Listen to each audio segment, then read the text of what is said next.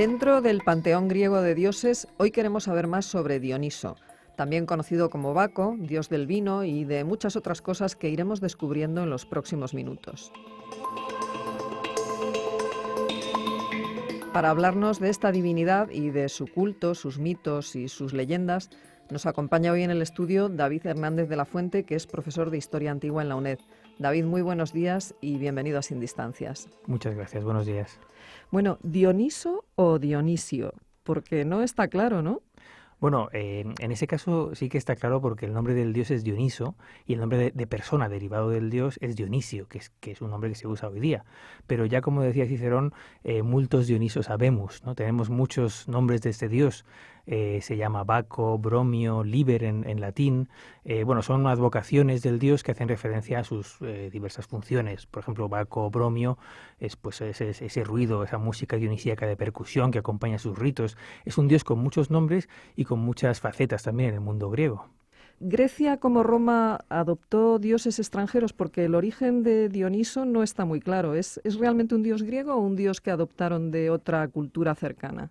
Bueno, según la tradición, Dionisio es el dios que llega de fuera, que viene de Asia Menor, de Frigia. En los mitos aparece como un dios que viene de fuera de la polis, pero realmente hoy día sabemos que, bueno, pese a lo que se decía antes, es un dios profundamente griego. Está atestiguado ya en las tablillas micénicas desde al menos el siglo XIII a.C., donde aparece ya como un dios griego. Lo que pasa es que siempre ha sido el dios que llega a la comunidad política, que llega a la ciudad.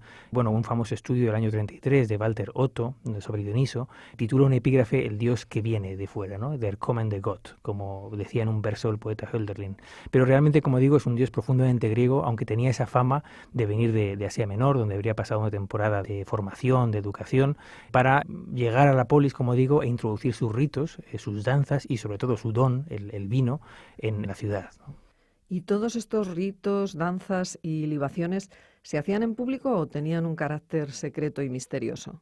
Bueno, Dioniso tiene dos facetas principales. Por una parte es un dios que se realizan sus ritos y su culto en público, y por otra parte tiene una vertiente privada de los misterios. En principio era un dios de la vegetación, vinculado por supuesto a los ciclos de la vendimia, de la vid, de la producción del vino. Es un antiguo dios mediterráneo que tiene que ver con el misterio de cómo la uva se convierte en vino, ¿no? Que en sí ya es, bueno, refleja el ciclo de la vegetación y por tanto pues tiene implicaciones también, bueno, pues soteriológicas, un tanto misteriosas, ¿no? Como dices, pero tenía una vertiente de culto público muy importante también en la ciudad. Es un dios profundamente político en ese sentido, como dios también de los ciclos agrícolas. Las festividades de Atenas, por ejemplo, las Leneas, las Dionisias urbanas o rurales, reflejan también ese calendario de la vid, ¿no? Es un dios cuyos mitos principales son de recibimiento de ese regalo del dios que es el vino, ¿no? Como el de Deméter es la espiga de trigo, ¿no? Y el pan, por ende.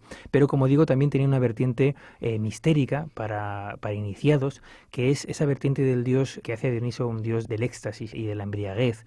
El vino también provoca esa otredad, ese extrañamiento que lleva a unos ritos, a esas orgias dionisíacas, esos misterios de Dioniso que se celebraban en los montes o principalmente con una cofradía de mujeres, las llamadas bacantes o ménades. Dioniso es un dios que se rodea de sacerdotisas, de mujeres. Ya fue definido por Bachofen en el siglo XIX como el dios de las mujeres, el Frauengott, ¿no? Y tiene pues esos ritos que celebran las mujeres en éxtasis, con la danza, con el sacrificio ritual de animales, que estaban vedados a los no iniciados, obviamente. Y en ese sentido Dioniso desempeña un gran papel en los misterios griegos, no solo los dionisíacos, sino que también era un dios que tenía un papel relevante en los misterios órficos, el Dioniso Zagreo de los órficos, y en los misterios de Eleusis, de Deméter, en la advocación de Jaco, ¿no? El Dioniso eleusino. En ese sentido es un dios ambivalente. Otro aspecto también del dios público es el aspecto en Atenas del teatro. Era el dios que patrocinaba el teatro. Recordemos que el teatro, según Aristóteles, ya surge de un canto dionisíaco que es el ditirambo. Seguramente surge de las procesiones dionisíacas. En las fiestas dionisíacas en Atenas, Dioniso era introducido en la ciudad en un carro festivo, con cantos, con una serie de actores, podríamos decir, que entonaban y bueno, hacían una especie de pantomima, ¿no? Del dios, que seguramente es el origen del teatro. Las grandes fiestas de Dioniso en Atenas, las Dionisias, estaban marcadas por festivales de teatro donde se representaban tragedias, comedias y dramas satíricos en honor al dios. Es el dios del extrañamiento, como digo, del ser otro. Y curiosamente, esa doble faceta pública y privada siempre nos lleva a la idea de que Dionisio nos permite ser otros, tanto en el culto público, en el teatro, al vernos en la vida de otros, cuanto en los misterios de Dioniso, que permiten conocer los secretos de la vida y de la muerte, de los ciclos de la vegetación, de la resurrección, de una manera pues muy intensa y revelada a los iniciados. Y además de los ritos, alrededor de Dionisos se han construido muchísimos mitos y leyendas, ¿no? Bueno, los mitos de Dioniso son riquísimos, son el fundamento del rito, como en toda la mitología antigua, el fundamento de la religión, y en el caso de Dioniso pues reflejan ese carácter polifacético del dios. Tenemos el Dioniso más tradicional, el 2 veces nacido, que nace de la princesa tebana Sémele, que por curiosidad pide a su amante divino, a Zeus, que se muestre con todo su poder y es fulminada por su rayo, involuntariamente por supuesto, cuando está embarazada del dios. Es hijo de una mortal, por tanto, ¿no? Es un dios a medio camino entre mortales e inmortales, y por ello nos trae a los mortales esos dones sobrenaturales del vino, de la danza y del conocimiento del más allá. Dioniso es salvado el feto de su madre carbonizada, de Sémele, y Zeus se lo cose al muslo para que pase el resto de los meses de gestación allí. Nace 2 veces, por tanto, ¿no? Por el relámpago, por un lado, y luego por esa peripecia extraña de Dioniso. Bueno, hay muchos mitos sobre el nacimiento, sobre la juventud. Los mitos de Dioniso se dividen fundamentalmente, como decía, en mitos de hospitalidad de Dioniso, los personajes que acogen sus dones bien y con benevolencia, y por tanto son premiados la mayor parte de las veces, y mitos de resistencia y de lucha contra el dios, como por ejemplo el de Penteo, rey de Tebas. Hay una riqueza de mitos y leyendas extraordinaria, como bien dices. También se le atribuye una expedición a la India, se le atribuye también, bueno, pues una serie de castigos a teómacos, a enemigos del dios que querían atacarle, o como Licurgo o el mencionado Penteo. Y luego hay algunos mitos de origen órfico que luego fueron interpretados por los filósofos, sobre todo los neoplatónicos, que hablan de un Dioniso previo a este Dioniso más común, el Dioniso nacido de Sémele, que es el Dioniso nacido de Perséfone. Es el Dioniso llamado Zagreo, que he mencionado antes, que tiene un mito muy hermoso, con connotaciones éticas y soteriológicas, que es el mito de ese primer Dioniso, Zagreo, que era un niño, y al que Zeus pretendía legarle el trono del universo. La celosa Hera, esposa de Zeus, siempre celosa de sus amoríos, convence a los titanes para que maten al niño dios, que iba a ser el 4.º rey de dioses y hombres. Entonces los titanes lo matan, engañándole, y lo descuartizan, y se comen su cuerpo y beben su sangre, ¿no? Zeus se enfada mucho al saber esto y fulmina a los titanes con su rayo. De las cenizas de esos titanes nacerá el género humano, curiosamente, que es diabólico por una parte, pero tiene un poco la chispa de la divinidad, porque los titanes han ingerido al niño Dios, ¿no? Es un curioso mito órfico que nos dice mucho de la vertiente salvífica de Dioniso.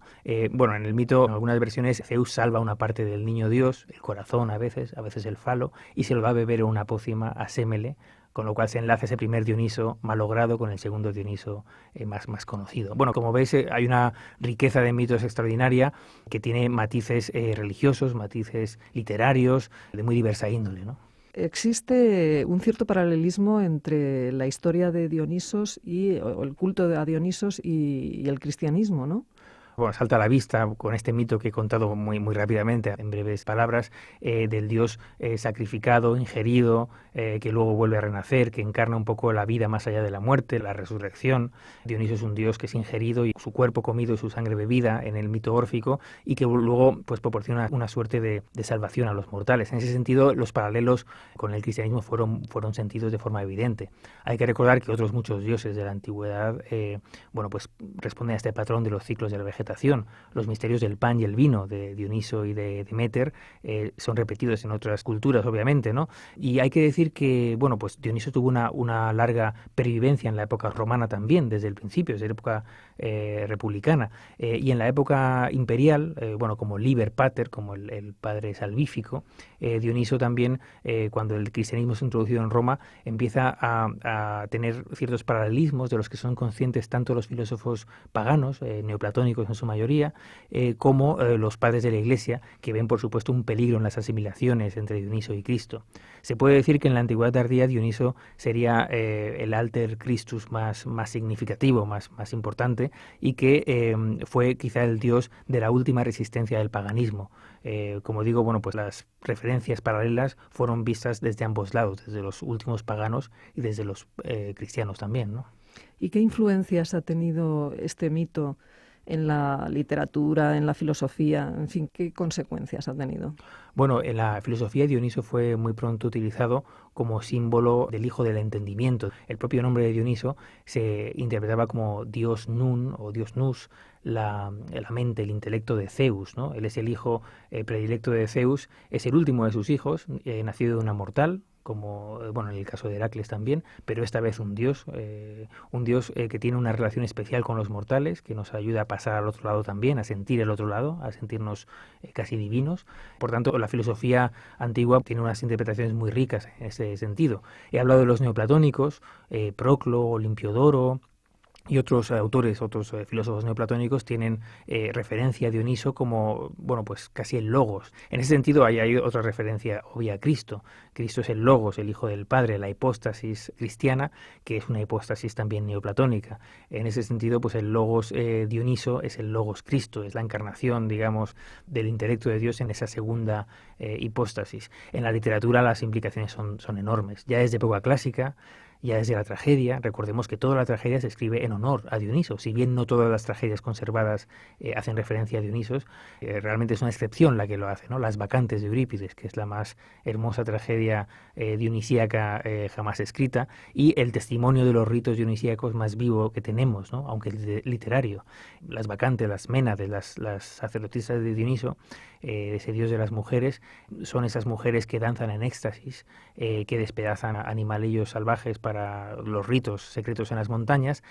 Bueno, en la tragedia la madre del rey de Tebas, Penteo, resistente a los ritos del dios, es enloquecida y participa en una cacería humana al final por inspiración de la locura divina y despedaza a su propio hijo, a Penteo, ¿no? Es una tragedia fuerte que tiene una pervivencia tremenda en la literatura. Y Dioniso, pues en las artes es muy importante también, ¿no? Recordemos ya las vasijas griegas, la pintura sobre vasos griegos, de figuras rojas o de figuras negras. Los ciclos de Dioniso tienen una gran importancia porque todas las vasijas y todas las cráteras y diversos formatos de cerámica que se usaban en el banquete, en el simposio griego, en la época clásica, que era realmente una institución masculina importantísima, tenían decoraciones con motivos dionisíacos, no solo Dioniso, sino sus mujeres, las bacantes, y los seres del cortejo dionisíaco, sátiros, silenos, animales. Todo esto decoraba festivamente los vasos de los simposios, y también había decoraciones con temas referentes a los mitos de Dioniso, ¿no? Esto pasará a las artes europeas en general. Las pinturas, bueno, recordamos el Dioniso de Velázquez, por ejemplo, el Baco y los borrachos de Velázquez, pero más allá hay muchísimas otras pinturas del Renacimiento italiano, del Barroco europeo, de Poussin, en fin, hablo de los distintos pintores que han recibido este mito hasta nuestros días, donde ha tenido también una recepción muy notable. Un pequeño apunte literario, hay una novela de Mario Vargas Llosa que se titula Lituma en los Andes, del año 93, que fue Premio Planeta, que bueno, pues es una recreación del mito de Dioniso, en concreto de las Bacantes de Eurípides. Es una especie de novela detectivesca en la época de Sendero Luminoso en Perú, que reproduce con una fidelidad extraordinaria y de una maestría literaria muy notable el mito de Dioniso. Hasta tal punto ha pervivido en la literatura y en las artes la fascinación por un dios que ya dijo Nietzsche que realmente representaba una de las esencias del helenismo y un lado no salvaje ni oscuro, pero un lado oculto del ser humano que ha hecho de Dioniso el dios predilecto de la modernidad. Desde Nietzsche a esta parte es curioso constatar cómo en la filosofía, en la interpretación de este mito y de este dios, en las artes, en la literatura, es el dios que define al hombre moderno por excelencia.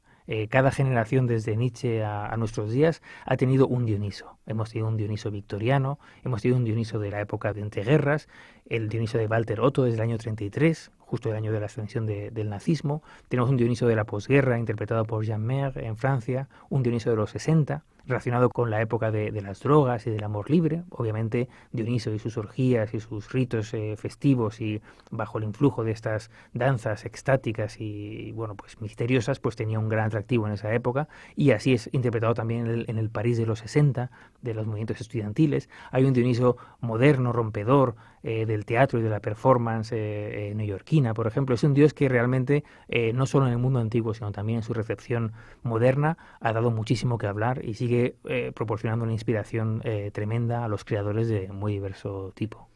Pues David Hernández de la Fuente, profesor de Historia Antigua en la UNED, muchísimas gracias por habernos traído hoy a este dios de la antigua Grecia, pero que ha llegado hasta nuestros días. Muchas gracias.